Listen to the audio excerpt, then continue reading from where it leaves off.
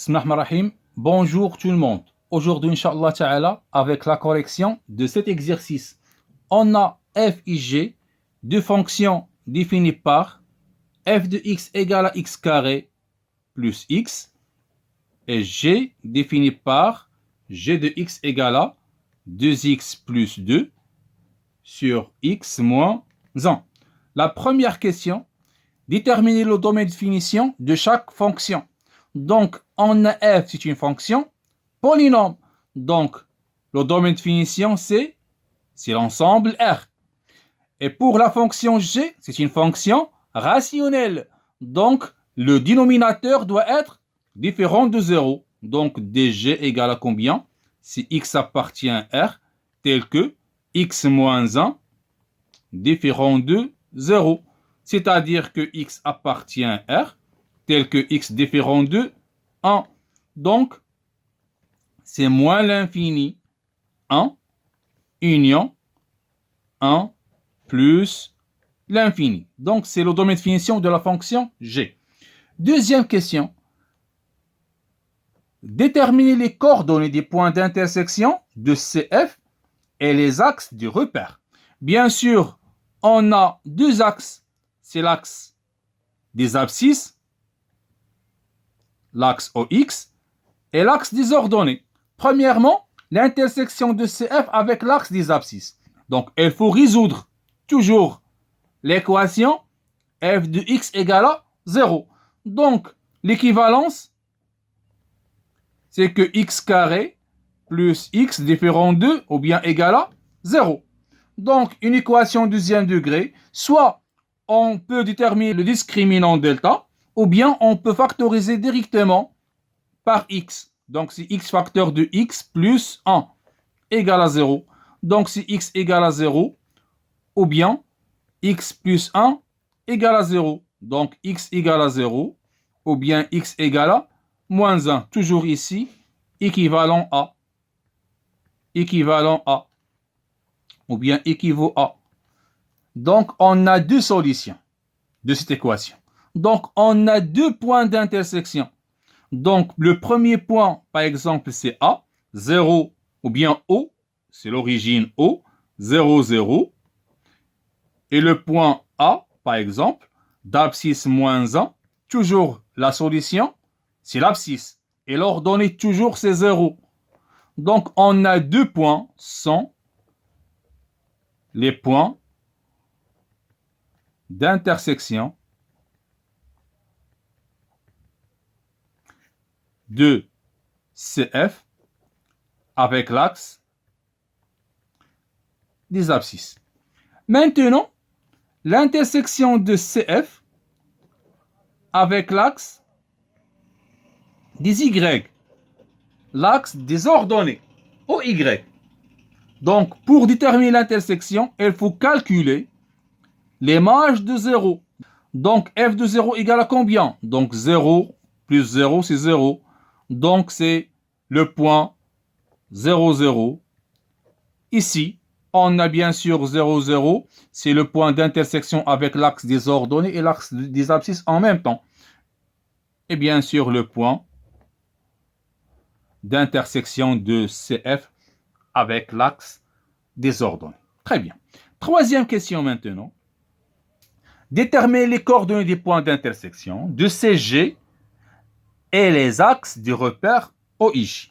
Bien sûr, pour déterminer l'intersection de CG avec l'axe des abscisses, il faut résoudre l'équation g de x égale à 0. Donc l'équivalence, c'est que 2x plus 2 sur x moins 1 égale à 0. Si on a a sur b égale à 0, donc a égale à 0. C'est une propriété.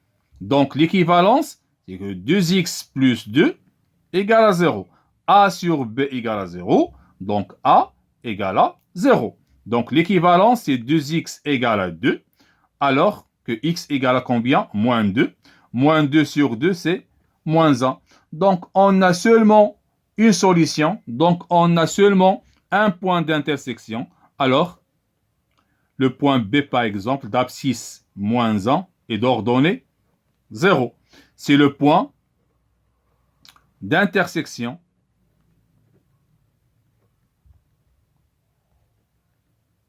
de CG avec l'axe des abscisses. Maintenant, l'intersection de CG avec l'axe des ordonnées. Bien sûr, il faut calculer l'image de 0.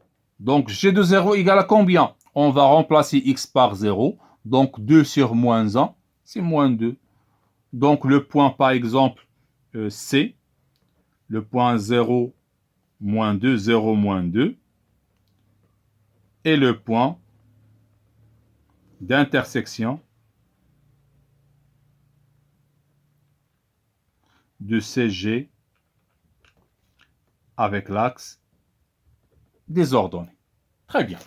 Maintenant, la quatrième question.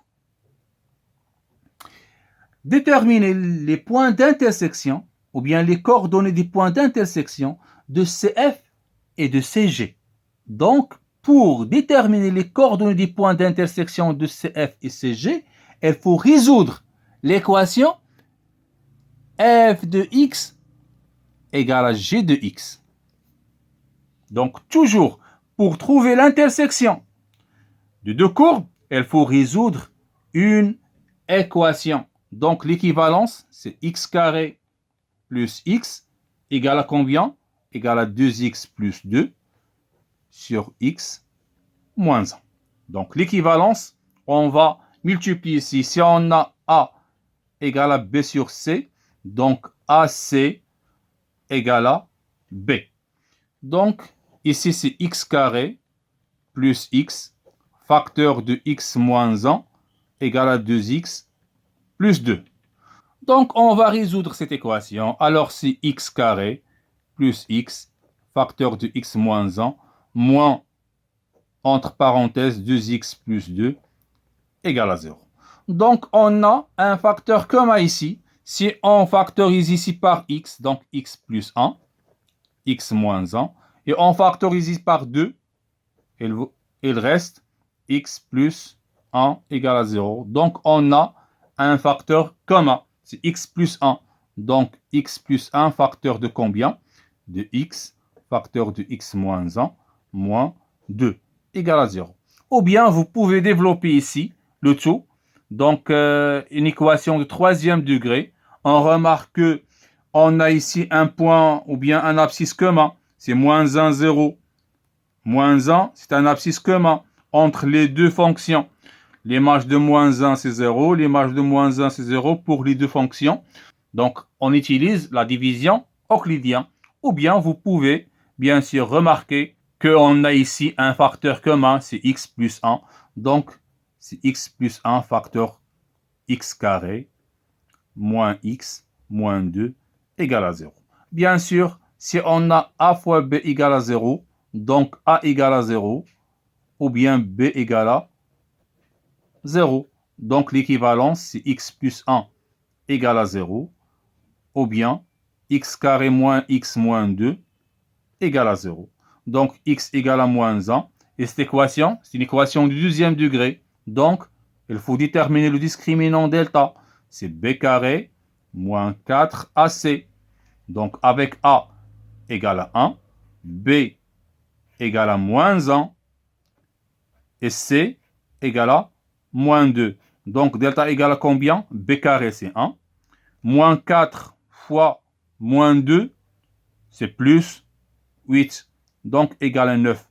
9 est strictement positif. Donc, cette équation a deux solutions.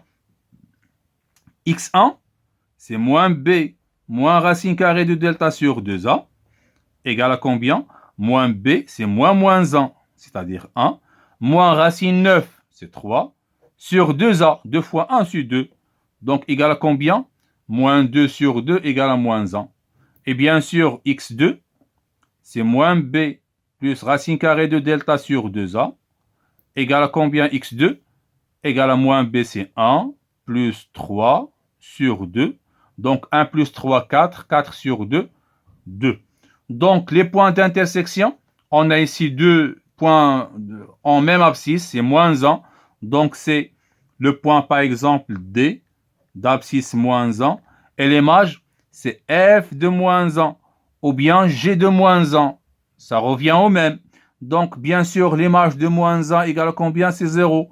Donc, c'est le point moins 1, 0. Et le point ici, par exemple, le point E, c'est l'abscisse 2 et l'image F de 2. Et F de 2 égale à combien? Si on remplace F de 2, 4 plus 2 égale à 6.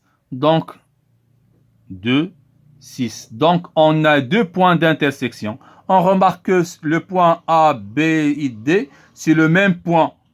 Donc, A, c'est le même point. Donc, on a deux points d'intersection de CF et CG. Très bien. La cinquième question maintenant.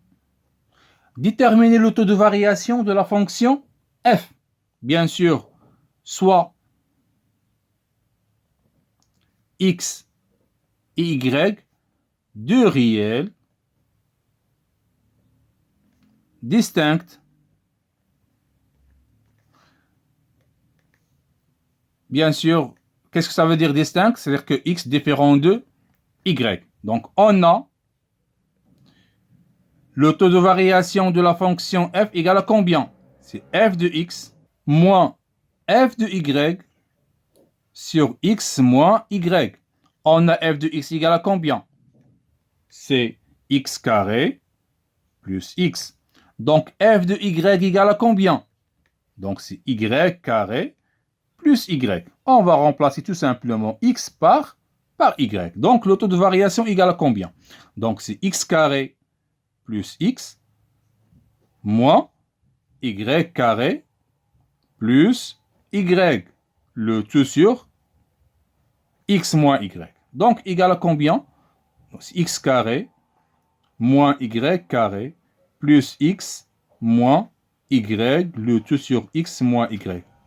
On va factoriser ici. C'est une identité remarquable. Donc, c'est x moins y, facteur de x plus y, plus x moins y. Le tout sur x moins y, bien sûr. Égal à combien? On remarque ici, on a un facteur commun. C'est x moins y. Facteur de combien? De x plus y plus 1.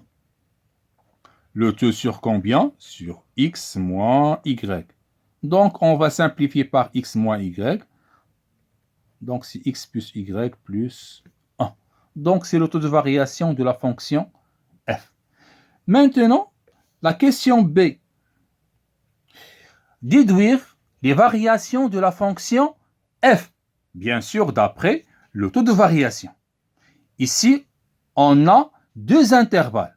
Le premier intervalle, c'est l'intervalle moins l'infini moins b sur 2a. Et le deuxième intervalle, c'est moins b sur 2a plus l'infini. Donc, sur l'intervalle, moins l'infini, moins b sur 2a, moins b sur 2a égale à combien? On a a égale à 1 et b égale à aussi 1. Donc, moins b sur 2a, c'est-à-dire moins 1 sur 2. Donc, x appartient à l'intervalle et y appartient à l'intervalle moins l'infini moins 1 sur 2. Qu'est-ce que ça veut dire? C'est-à-dire que x inférieur ou égal à moins 1 sur 2 et y inférieur ou égal à moins 1 sur 2. Donc, il faut encadrer le taux de variation pour trouver la variation. Donc, si le taux de variation est positif, donc la fonction est croissante. Et si le taux de variation est négatif, donc la fonction est décroissante. Donc, on va encadrer x plus y. Donc, x plus y inférieur ou égal à combien? Moins 1 sur 2 plus moins 1 sur 2, c'est-à-dire inférieur à moins 1. Donc, x plus y plus 1 inférieur à combien? Moins 1 plus 1, c'est 0. Donc, le taux de variation de la fonction f est négatif. Alors, f est une fonction décroissante sur l'intervalle moins l'infini moins 1 sur 2. Très bien. Maintenant, sur l'intervalle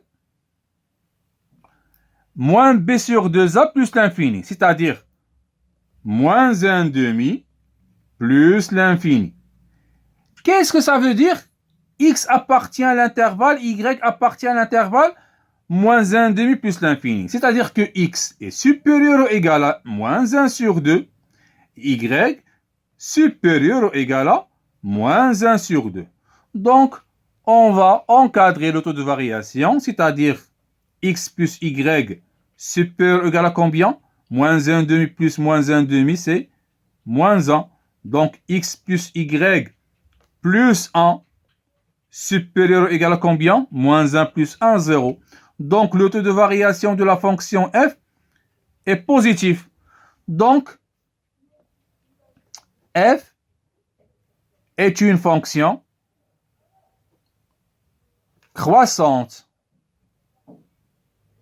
sur l'intervalle, bien sûr, moins 1 sur 2, plus l'infini.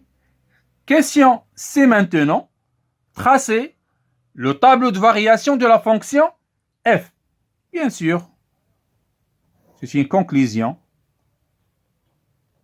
Le domaine de finition, c'est moins l'infini plus l'infini. Moins b sur 2a, c'est moins 1 demi. Bien sûr, on a la fonction est décroissante. Après, elle est croissante. Et l'image f de moins 1 demi égale à combien? Donc, on va remplacer x par moins 1 demi, c'est-à-dire 1 quart. Moins 1 demi égale à moins 1 sur 4. Donc, ici, on a moins 1 sur 4. Donc, c'est la 5e question. 6e question maintenant. Déterminer les variations de la fonction g. Donc, on peut travailler avec le taux de variation de la fonction g, ou bien, directement, on peut déterminer, bien sûr, le déterminant. Donc, on a g de x égale à combien? G de x égale à 2x plus 2 sur x moins 1. Donc, déterminant égal à combien? 2, 1. 2 moins 1 égale à combien? 2 fois moins 1, c'est moins 2. Moins 1 fois 2, c'est 2. Donc, moins 2, c'est moins 4. Négatif. Donc, si le déterminant est négatif, donc la fonction directement est décroissante sur les deux intervalles moins l'infini 1 et l'intervalle 1 plus l'infini. Très bien. La 7e question maintenant. Tracer CF et CG dans le même repère orthonormé OIJ. Donc, on a dans un repère orthonormé, bien sûr,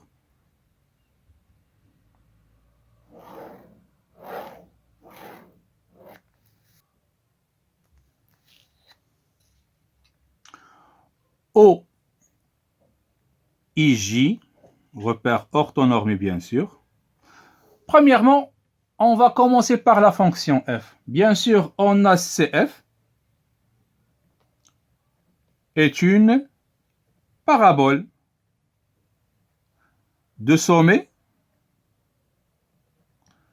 d'après le tableau de variation, c'est moins 1 demi, moins 1 quart. Très bien. Bien sûr, avec x égale à moins 1 sur 2 est un axe de symétrie ACF. Donc, on a le sommet, c'est moins 1 demi, moins 1 quart. Donc, c'est notre sommet S. Et bien sûr, x égale à moins 1 demi, c'est un axe de symétrie. Donc,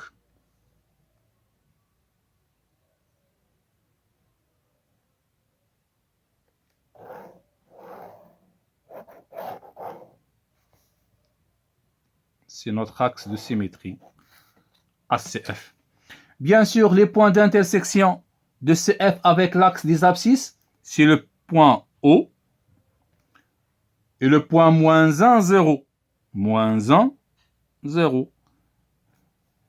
Et le point d'intersection avec l'axe des ordonnées, bien sûr, c'est 0. Donc, on peut tracer un tableau de valeurs.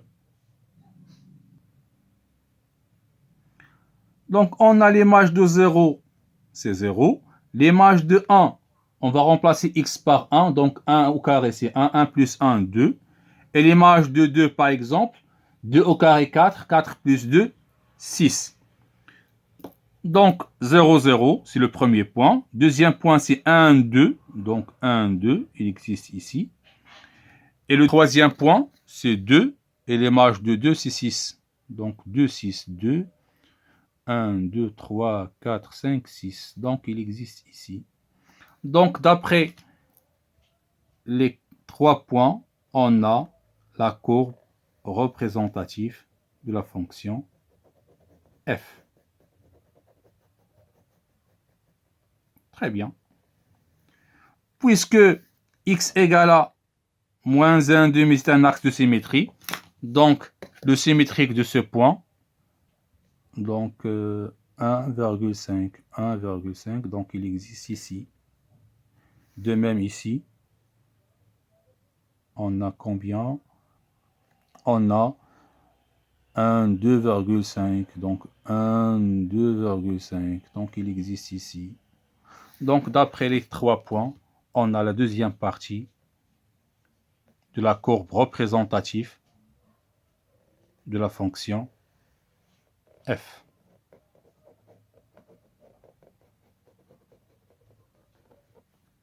Très bien, donc CF. Maintenant, la courbe représentative de la fonction g. CG est une hyperbole de centre oméga moins d sur c, c'est 1. Et a sur c, 2 sur 1, c'est 2. Bien sûr, x égale à 1 est une asymptote verticale ACG et y égale à 2 est une asymptote horizontale ACG. Donc, on va tracer les deux asymptotes x égale à 1. Donc, il existe ici x égale à 1. Et y égale à 2. Donc, y égale à 2. Il existe ici, bien sûr, y égale à 2. Donc, c'est oméga, le centre de l'hyperbole. Bien sûr, oméga, c'est un centre de symétrie ACG. Très bien. Donc, on va tracer un tableau de valeurs x, g de x. On va prendre 4 points. Bien sûr, les points d'intersection de CG avec l'axe des abscisses, c'est moins 1, 0. Moins 1, 0, il existe ici. Donc, c'est moins 1, 0.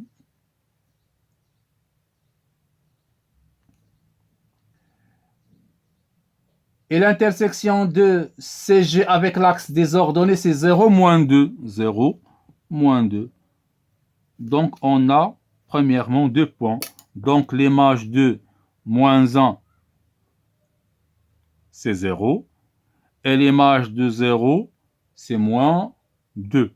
On va prendre deux autres. Par exemple, l'image de moins 1, moins 2, moins 3. Par exemple, moins 4. L'image de moins 4, c'est 2 fois moins 4, moins 8. Moins 8 plus 2, c'est moins 6. Et moins 4, moins 1, c'est moins 5. Donc 5, ou bien 6 sur 5.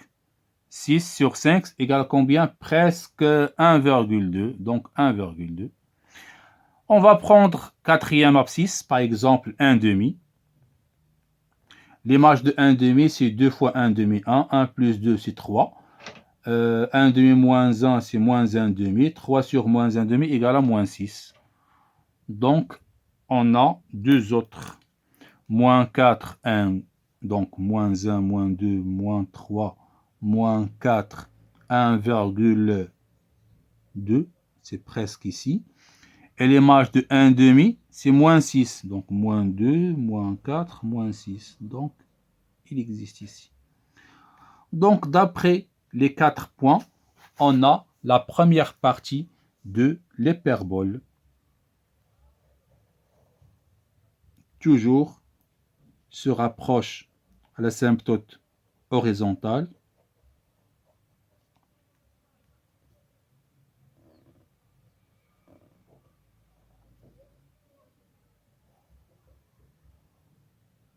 Donc, c'est notre première partie de l'hyperbole. Très bien. Bien sûr, on a oméga, c'est un centre de symétrie. Donc, on va tracer le symétrique de ce point. Donc, on a 1, 2, 3, 4, 5. 1, 2, 3, 4, 5. Donc, il existe ici. Le deuxième point, on a 1, 2, 2,8. Donc, 1, 2,8. Il existe ici. Le point d'intersection, bien sûr, c'est le point 2, 6. Il existe ici. Et le dernier point, on va prendre ce point. Donc, on a combien? On a 1, 2, 3, 4, 5, 6, 7, 8. Donc, 1, 2, 3, 4, 5, 6, 7, 8. Donc, d'après les 4 points, on a, bien sûr, notre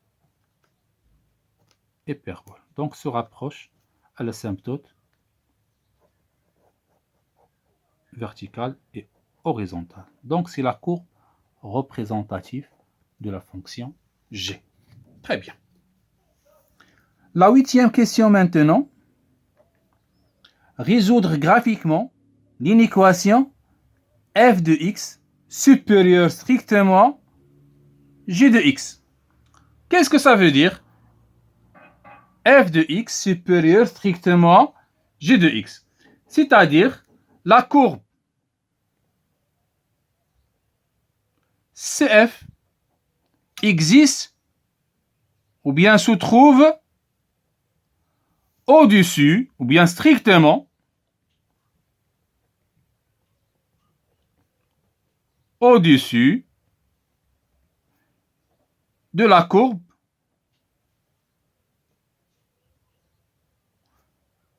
de la fonction g. D'après le graphe, on remarque que CF existe au-dessus de CG à partir de moins l'infini, donc S égale à moins l'infini jusqu'à combien? Jusqu'à moins 1. Bien sûr, le moins 1 n'appartient pas aux solutions. Pourquoi? Car il existe ici strictement. Bien sûr, toujours CF est au-dessus de CG à partir de moins 1, donc union moins 1 jusqu'à combien? Jusqu'à 1.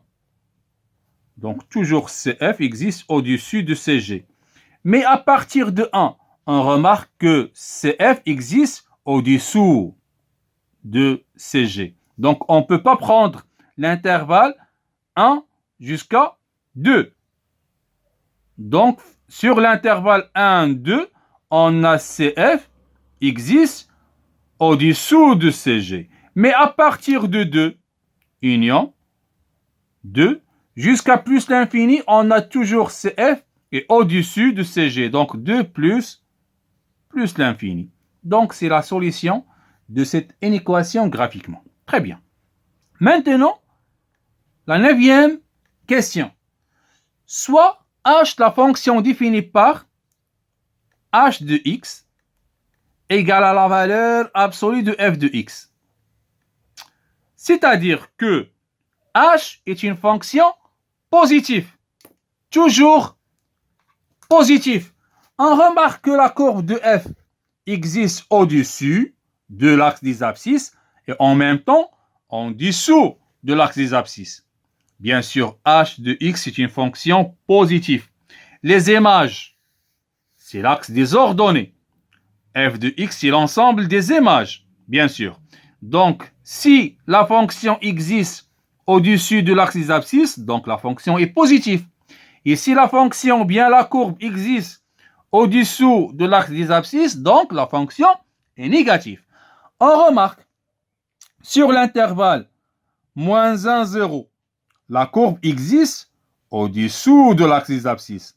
Donc, on va tracer l'opposé de la courbe représentative de la fonction f. Donc, l'opposé de moins un quart, c'est un quart. Donc, un demi, c'est un quart. Et bien sûr, l'opposé de cette partie, c'est comme ça. Bien sûr, avec la fonction f, toujours, c'est la fonction h sur les deux autres intervalles. Donc, c'est la courbe représentative de la fonction h. Donc, deuxième, ou bien la question B, on déduire graphiquement le nombre de solutions de l'équation h de x égale à m avec m, un paramètre réel. Bien sûr, on remarque que les droites avant le 0 ne coupent pas la courbe CH. Donc, si m inférieur à 0, donc si m inférieur strictement à 0, l'équation h de x égale à m n'a aucune solution, n'a pas de solution. Mais si m égale à 0, bien sûr, h de x égale à m, c'est-à-dire l'intersection de CH avec les droites horizontales. Donc, si m égale à 0, la droite coupe la courbe CH deux fois. Donc, on a deux points d'intersection. Donc, l'équation a deux solutions. Très bien. Si m supérieur à 0, on remarque que la droite coupe la courbe 4 fois. On a 4 points d'intersection. Mais si m égale à 1 quart, on a uniquement 3 solutions. Donc, si m appartient à l'intervalle 0, 1 quart, l'équation h de x égale à m admet 4 solutions. Et si m égale à exactement 1 quart, l'équation combien de solutions? Bien sûr, 3 solutions. On a 1, 2, 3 solutions. Donc l'équation h de x égale à m admet 3 solutions. Et si m supérieur à 1 quart, on remarque que la droite coupe la courbe 2 fois. Donc, on a 2 points d'intersection. Alors, on a 2 solutions. Donc, si m est supérieur strictement à 1 quart, donc l'équation h de x égale à m admet 2 solutions. Donc, j'espère que cet exercice est clair pour vous. Bonne chance!